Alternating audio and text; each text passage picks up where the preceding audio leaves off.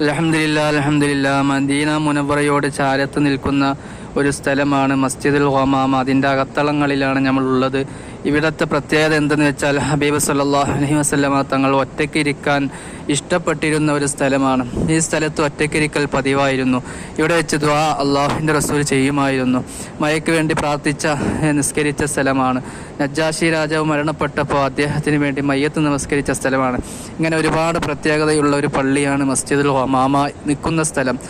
ഈ സ്ഥലത്ത് ഇവിടെ പള്ളി ഇപ്പോൾ ഉണ്ടാക്കിയതാണ്. ഹബീബിനെ ഏറ്റവും ഇഷ്ടപ്പെടുന്ന സ്ഥലമാണെന്ന് തോന്നുന്നു.